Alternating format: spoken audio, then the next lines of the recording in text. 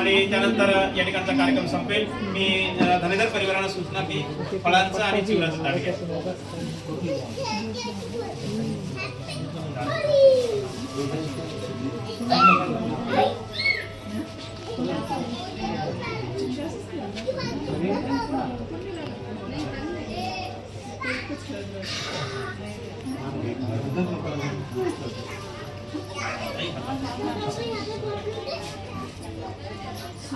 बाकी हात जोडा.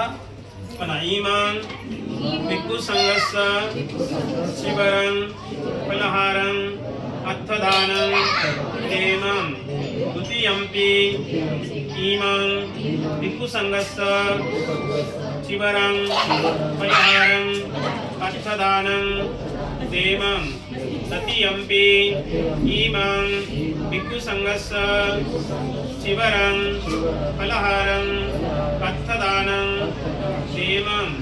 पंतेजी, आम्ही आमच्या दीर्घ सुखासाठी पुण्यकर्म म्हणून आमच्या परिवाराकडून ग्रहप्रवेश निमित्ताने वाढदिवसाच्या निमित्ताने भिक्खू संघास शिवरदान फलदान आर्थिक दान देत आहोत.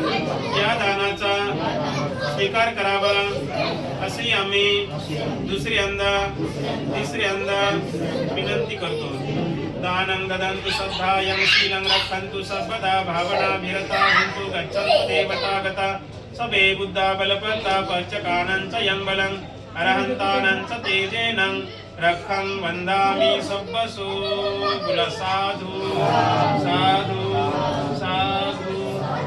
वंदन करा. बुद्धं नमामि, धम्मं नमामि, संघं नमामि.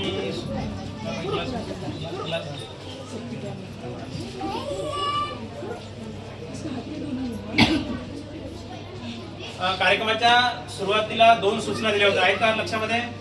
पुढे पाठ मागे सपाट काही घेणं नाही असं झालं. 2 सूचना दिल्या होत्या. आहेत का लक्षामध्ये? पहिली सूचना होती की कोणाच्याही मोबाईलची बेल वाजली नाही पाहिजे. कोणाच्याही मोबाईलची बेल वाजली नाही त्याबद्दल तुम्हा सर्वांचं अभिनंदन. दुसरी सूचना होती कार्यक्रम समाप्त होईपर्यंत कोणी आपसामध्ये बोलायचं नाही.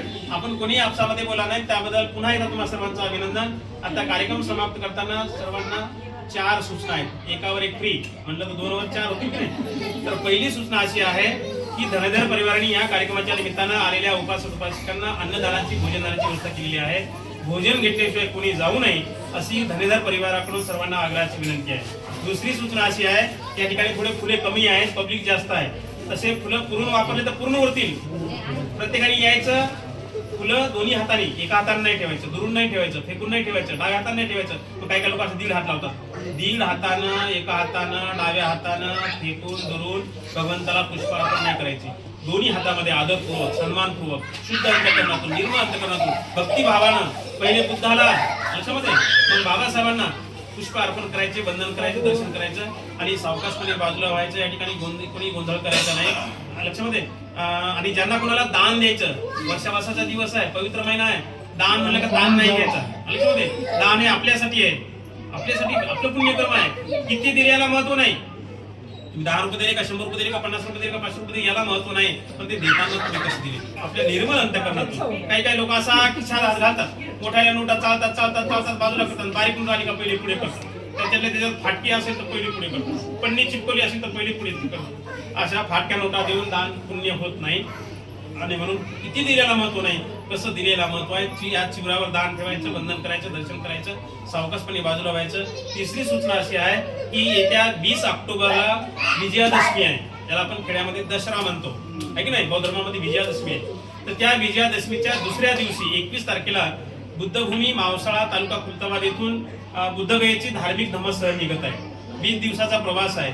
20 दिवस तुमचं जेवण, नाश्ता, चहा, जाणं येणं, राहण्याची व्यवस्था आणि जवळजवळ 70 ते 72 ठिकाण आम्ही दाखवतो. मी स्वतः असतो, प्रत्येक ठिकाणाची माहिती गाईडलाईन करतो, प्रत्येक ठिकाणाच्या स्थळाची माहिती देतो. त्या ठिकाणी वंदना, प्रवचन, बाकी शहरातून टूरवाले घेऊन जातात, परंतु ते स्वतः दाखवत नाही. गाडी उभी करतात आणि जाऊन या म्हणतात मी खेड्याचं बुद्धविहार तिकडे आहे, तुम्ही अर्ध्या तासात आले पाहिजे.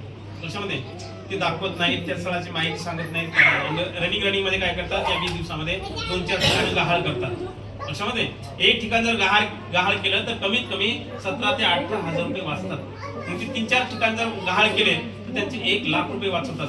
ते त्यांचा व्यवसाय म्हणून आहे. आणि म्हणून ज्यांना कुणाला यायचं असेल जवळपास आता मला वाटतं 16-17 सीट बुकिंग झालेली आहेत. मोजक्या सीट बाकी आहेत.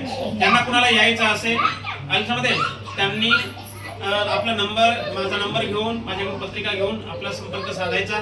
आमच्या धनेधर परिवाराकडे सर्वांकडे माझा नंबर आहे. त्यानंतर विठखेड्यामध्ये के जंगले म्हणून आहेत त्यांच्याकडे माझा नंबर आहे. आणि बऱ्याच त्यांचे जावई आहेत बघा दुसरे काय त्यांचं नाव त्यांच्याकडे पण नंबर आहे. बऱ्याच लोकांकडे नंबर आहे. आता इथून माझा नंबर घेऊन जाऊ शकता. तर आणखी 2 महिने 2.5 महिने टाइम आहे तुम्हाला तयारी करायला. त्यांना कुणाला बुद्धगेला यायचं असेल त्यांनी बुद्धगेसाठी आमच्याशी संपर्क साधायचा. आणि चौथी सूचना अशी आहे लक्षामध्ये चौथी सूचना अशी आहे की या कार्यक्रमाच्या निमित्तानं लोक कपडे आणतात. कपडे आहे की नाही. जलदान विधीच्या निमित्तानं कपडे, वाढदिवसाच्या निमित्तानं, घरभरणीच्या निमित्तानं. माझा कपडे आणण्याला विरोध नाही. कपडे आणू नका किंवा कपडे देऊ नका म्हणणारा मी भंतीजी नाही. परंतु मी बारीक निरीक्षण केलं कधी बऱ्याच ठिकाणी बऱ्याच वर्षापासून निरीक्षण करतो.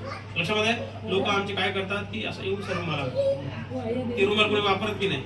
टोपी आणतात. टोपी आता टोपी घालत ना लोक. टोपी 50 रुपयाची टोपी 100 रुपयाचा रुमाल किती गेले 150-200 रुपये गेले. आणि साडी आमच्या महिला आणतात ते 300 रुपयाची साडी. ती साडी कोणी वापरत नाही आणि नाही नुसतं आहेर म्हणून साडी द्यायची. आणि ती साडी काय करतात हे कठोडं बांधून घरात ठेवतात. दुसरा कोणाचा कार्यक्रम आला का ती साडी ती बांधून ठेवतात. त्यांच्या घरी दुसरा एखादा कार्यक्रम आला का ती साडी सोडतात. दुसऱ्या कार्यक्रमात अशी ती साडी 10-12 कार्यक्रम फिरते आणि ते काय करते मग कोणी गोदडीला पण लावत नाही त्याला. आता गोदड्यात नाही आता पंच गाद्या आले आहे की नाही. मऊ गाद्या आले आहेत. आता पण जुन्या गोदड्या वापरतात ते आता गोदडीला पण ते साडी वापरत नाही. मग काय करतात आमच्या गल्लीमध्ये ते प्लॅस्टिकचे भांडी विकायला येतात महिला. 2 साड्यावर 2 घमेले 3 साड्यावर 3 घमेले. मला सांगा ही अशा कपडे कार्यक्रमामध्ये आहेर देऊन काय फायदा आहे. तुमचा पैसा कुठे चालला मारवाड्याच्या दुकानावर. साडी इथं घरी आली नेसायची कधी बाई टावेल टोपी मारवाड्याचे दुकान पैसे गेले. टावेल टोपी वापरायला आम्ही लोक काहीच नाही. ते कपडे फिरतात आणि प्लॅस्टिकच्या भांड्यावरती विकून टाकतात. आपला काय फायदा आपल्या समाजाचा काय फायदा.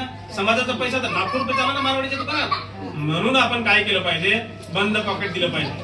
लक्षामध्ये आता आमच्या गुरुला बर्थडेच्या निमित्तानं तुम्हाला ड्रेस आणायचा आहे. तर ड्रेस आणायचा तर क्वालिटीचा आणायचा. म्हणजे त्यांनी ज्यांनी असं वापरलंच पाहिजे दुसऱ्याला दिलंच नाही पाहिजे. आमच्या ताईला साडी आणली ना त्या ताईचं मन असं झालं पाहिजे पुन्हा द्यायचं देऊ आणि अशी हलकी फुलकी साडी असली का त्याचे पैसे गेले कुठे मारवाड्याच्या दुकानावर. साडी कुठे गेली प्लॅस्टिकच्या भांड्यावर. तुमचा काय फायदा त्याचा समाजाचा काय फायदा आपला. आणि म्हणून कपडे आणायचे तर क्वालिटीचे आणा नाही तर सरळ बंद पॉकेट देण्याची प्रथा आपण सुरू करू. म्हणजे याच्यातून काय होईल की आपल्या लोकांची आर्थिक उन्नती वाढेल आपल्या लोकांची.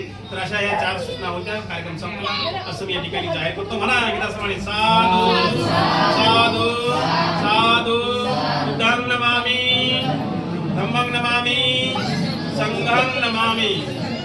ठीक आता मला पाणी